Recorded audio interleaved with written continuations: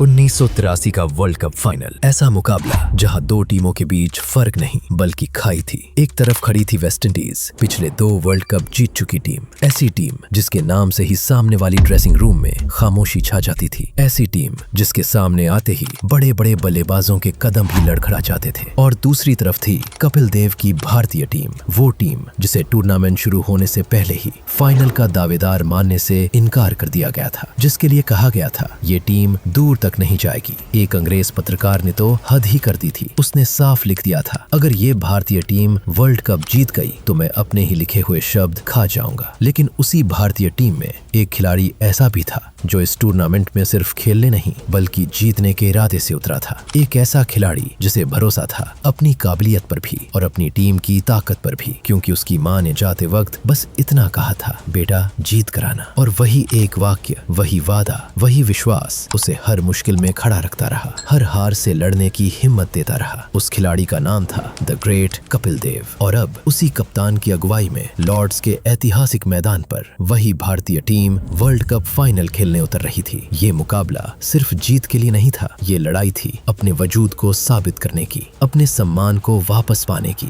और पूरी दुनिया को ये दिखाने की कि भारत सिर्फ क्रिकेट खेलना ही नहीं जानता, भारत जीतना भी जानता है। 25 जून 1983 आखिरकार वो दिन आ ही गया। वो दिन जब भारत की वही टीम फाइनल खेलने मैदान पर उतरी। शायद किसी ने इसकी कल्पना भी नहीं की थी, शायद किसी ने दुआ तक नहीं मांगी थी, लेकिन एक इंसान ऐसा था जिसके लिए कोई शायद नहीं था। कपिल देव के लिए लक्ष्य सिर्फ एक था, वर्ल्ड कप जीतना। उससे कम कुछ भी मंजूर नहीं था। जैसे ही टॉस का वक्त आया, कपिल देव का दिमाग सुन्न हो गया, क्योंकि पिच बिल्कुल हरी भरी थी, फास्ट बॉलर्स के लिए जन्नत। और सामने थे वेस्ट इंडीज के खौफनाक गेंदबाज Andy Roberts, Malcolm martial, Michael holding. ऐसे गेंदबाजों के खिलाफ इस पिच पर बल्लेबाजी करना लगभग नामुमकिन जैसा लग रहा था। और मुश्किल यही खत्म नहीं हुई, कपिल देव टॉस भी हार गए। वेस्ट इंडीज ने बिना सोचे समझे भारत को पहले बल्लेबाजी के लिए भेज दिया। अब भारत को पहले ही इम्तिहान में झोंक दिया गया था। सुनील गावस्कर पूरे वर्ल्ड कप में बुरी तरह फ्लॉप रहे थे। हर किसी को उम्मीद थी शायद आज इस फाइनल में वो कुछ अलग करेंगे, लेकिन किस्मत ने आज भी साथ नहीं दिया। सिर्फ 2 रन बनाकर गावस्कर वापस पवेलियन लौट गए। कहते थे वेस्ट इंडीज के गेंदबाज सिर्फ एक ही बल्लेबाज से डरते थे और वो थे सुनील गावस्कर। और आज उसी डर को उन्होंने सबसे पहले खत्म कर दिया था।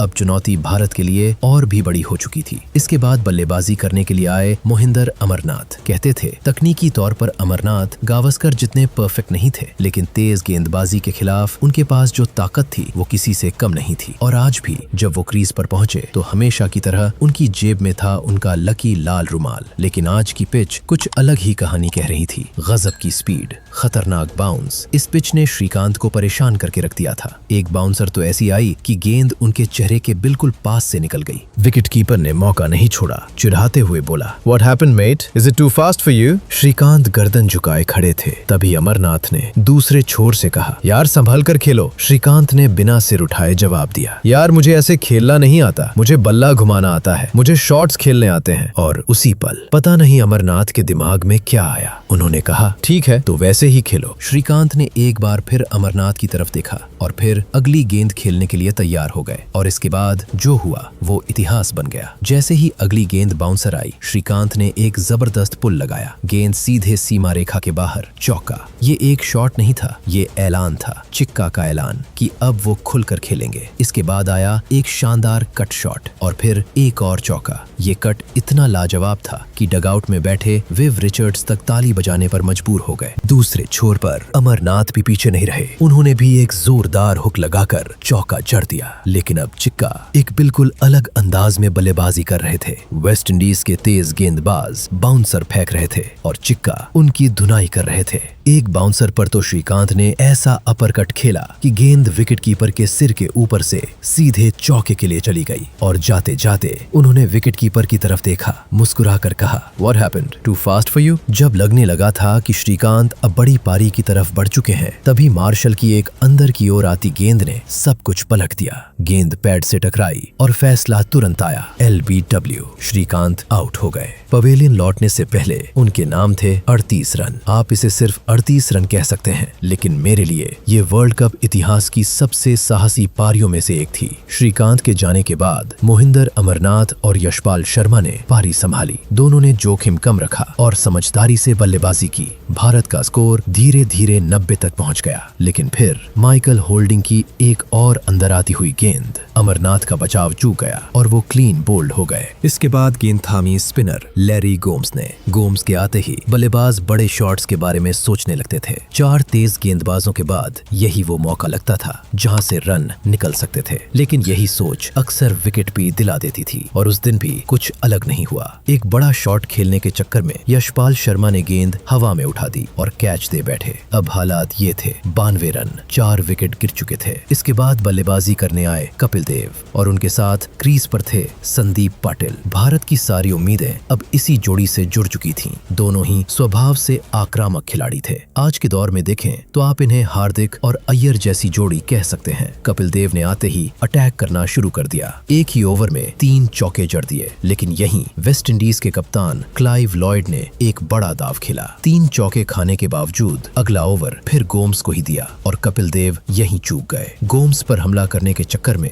सीमा रेखा पर कैच दे बैठे। भारत के समर्थकों का दिल अब टूट चुका था। इसके बाद कीर्ति आजाद भी पुल लगाने की कोशिश में खाता खोले बिना आउट हो गए। अब संदीप पाटिल ने जिम्मेदारी अपने हाथ में ली। उन्हें पता था कम से कम लड़ने लायक स्कोर तो बनाना ही होगा। आउट होने से पहले पाटिल ने 27 रन जोड़े। स्कोर अब था 161 रन, 9 विकेट। आखिरी बल्लेबाज के तौर पर क्रीज पर आने वाले थे बलविंदर संधू, और संधू अपनी जिंदगी के सबसे मुश्किल दौर से गुजर रहे थे। कुछ दिन पहले ही उनका रिश्ता इस बात पर तोड़ दिया गया था कि क्रिकेट से पेट नहीं भरता और लड़की खुश नहीं रहेगी। कपिल देव ये सब जानते थे। जब संधू ड्रेसिंग रूम से उतर रहे थे, कपिल ने उनसे कहा, आज से बड़ा दिन तुम्हारी जिंदगी में कभी नहीं आएगा। सब कुछ भूल जाओ और सिर्फ देश के लिए खेलो। और उस दिन बलविंदर संधू ने 11 रन की बहुत कीमती पारी खेली। संधू और किरमानी ने आखिरी विकेट के लिए 22 रन जोड़े। भारत की पूरी टीम 183 रन बनाकर ऑल आउट हो गई। अब वेस्ट इंडीज को जीत के लिए 184 रन बनाने थे। पूरा क्रिकेट संसार, अखबार, टीवी स्टूडियो, यहाँ तक कि भारतीय ड्रेसिंग रूम के भीतर भी ज्यादातर लोग दिल से मान चुके थे कि ये वर्ल्ड कप अब वेस्ट इंडीज की झोली में जा चुका है। लेकिन इस सोच से अलग एक अकेला इंसान था जिसका विश्वास अब भी अडिग था।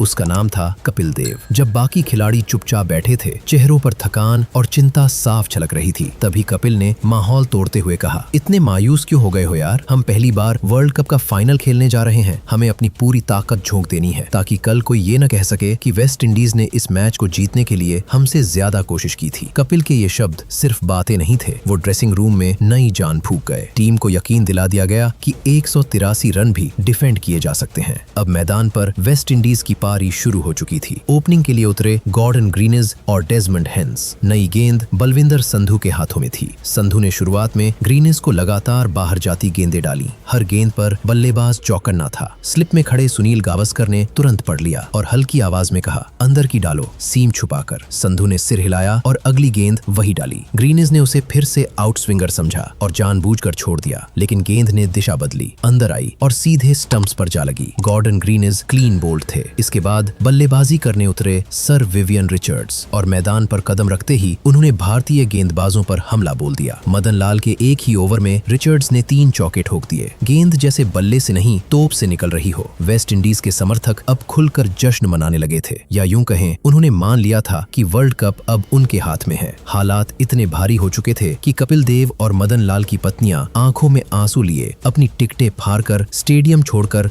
होटल रूम चली गईं। लेकिन इसके बाद जो हुआ वो क्रिकेट के इतिहास में दोबारा कभी नहीं हुआ। मदन लाल सीधे कपिल देव के पास पहुंचे और बोले, मुझे एक और ओवर दे दो। कपिल ने साफ मना कर दिया। मदन लाल फिर बोले, यार मुझे इसे आउट करना है, ये मुझे गेंदबाजी नहीं समझ रहा। कपिल ने एक बार फिर इनकार कर दिया, लेकिन मदन लाल रुकने वालों में से नहीं थे। उन्होंने कपिल के हाथ से गेंद छीन ली और बिना कुछ सुने रन अप की तरफ बढ़ गए। मदन लाल ने एक बैक ऑफ द लेंथ गेंद डाली। गेंद थोड़ी रुक कर आई। रिचर्ड्स ने पुल शॉट खेलने की कोशिश की, लेकिन टाइमिंग चूक गई। गेंद हवा में ऊंची उठ गई और फिर पीछे की तरफ भागते हुए कपिल देव ने वर्ल्ड कप इतिहास का सबसे शानदार कैच लपक लिया। Vivian Richards out. क्या कैच था यार, अविश्वसनीय, अद्भुत। पूरा मैदान फट पड़ा। भारतीय दर्शक पागल हो चुके थे। कुछ लोग तो उत्साह में मैदान के अंदर आकर कपिल देव से लिपट गए थे। इसके बाद मदन लाल ने एक और बड़ा काम कर दिखाया। लैरी गोम्स को स्लिप में खड़े गावस्कर के हाथों कैच कराकर पवेलियन भेज दिया। लेकिन कहानी अभी खत्म नहीं हुई थी। क्रीज पर अब भी क्लाइव लॉयड खड़े थे। हालांकि लॉयड पूरी तरह फिट नहीं थे। हैमस्ट्रिंग की चोट उन्हें साफ परेशान कर रही थी। कपिल देव ने यह कमजोरी तुरंत भांप ली और यहीं से शुरू हुआ एक मास्टर प्लान। कपिल ने रॉजर बिन्नी को बुलाया और साफ निर्देश दिया, थोड़ी सी खिंची हुई लेंथ पर डालो, ऐसी गेंद कि उसे फ्रंट फुट पर आना पड़े। बिन्नी ने बिल्कुल वैसा ही किया। लॉयड उसी जाल में फंस गए। हैमस्ट्रिंग की वजह से वो गेंद तक पूरी तरह पहुंच नहीं पाए। शॉट आधा रह गया और गेंद सीधी कवर में खड़े कपिल देव के पास गई। एक आसान सा कैच और क्लाइव लॉयड आउट। कपिल के इस चक्रव्यूह में अब वेस्ट इंडीज पूरी तरह फंस चुकी थी। स्कोर बोर्ड पर नजर गई 66 रन और 5 विकेट गिर चुके थे। इसके बाद बलविंदर संधू ने फौद बाखस को आउट कर वेस्ट इंडीज को छठा झटका दे दिया। हर तरफ यही महसूस हो रहा था कि मैच अब भारत की पकड़ में आ चुका है। लेकिन तभी जेफ डुजॉन ने काउंटर अटैक शुरू कर दिया और ये कोई नया दृश्य नहीं था। इसी वर्ल्ड कप में डुजॉन पहले भी वेस्ट इंडीज को ऐसे ही कई मुकाबले जिता चुके थे। देखते देखते वेस्ट इंडीज का स्कोर 119 रन तक पहुंच चुका था। स्टेडियम में बैठे भारतीय फैंस की सांसें अब थमने लगी थी और ऐसे नाजुक लम्हे में कपिल देव ने गेंद थमाई अपने सबसे भरोसेमंद सिपाही को, मोहिंदर अमरनाथ। अमरनाथ ने कोई जल्दबाजी नहीं दिखाई। एक सधी हुई इन स्विंगर फेंकी और उसी एक गेंद पर डुजॉन का खेल खत्म हो गया। डुजॉन आउट। इसके बाद खुद कपिल देव ने मोर्चा संभाला। एक शानदार इन स्विंगर और एंडी रॉबर्ट्स पवेलियन की राह पर थे। स्कोर बोर्ड पर अब लिखा था 140 रन और वेस्ट इंडीज के 9 विकेट गिर चुके थे। वक्त जैसे एक पल के लिए रुक सा गया था। हर भारतीय फैन सिर्फ उसी एक लम्हे का इंतजार कर रहा था और वो लम्हा लेकर आए मदन लाल। मदन लाल ने एक आखिरी कमाल की इन स्विंगर डाली। गेंद पैड से टकराई, अपील गूंजी, LBW, माइकल होल्डिंग आउट और उसी पल भारत वर्ल्ड कप चैंपियन बन चुका था। और उसके बाद जो हुआ मुझे नहीं लगता उसे शब्दों में बांधा भी जा सकता है। शायद खुशी और गर्व से बहते आंसू ही उस पल की सबसे सच्ची भाषा थे। लॉर्ड्स की बालकनी में कपिल देव को वर्ल्ड कप उठाते हुए देखकर आज पूरे 42 साल बाद जब मैं ये कहानी लिख रहा हूँ तो मेरी आंखें आज भी भीग जाती हैं। वही गर्व, वही सिहरन, वही खुशी जो उस दिन महसूस हुई थी और मुझे पूरा यकीन है आप भी अभी कुछ वैसा ही महसूस कर रहे होंगे। अगर जवाब हाँ है तो वीडियो को लाइक कीजिए, कमेंट में बताइए कि उस दिन ने आपके दिल में क्या जगा दिया और चैनल को सब्सक्राइब करना मत भूलिए क्योंकि अगली कहानी इससे भी ज्यादा बड़ी, ज्यादा भावुक और ज्यादा यादगार होने वाली है।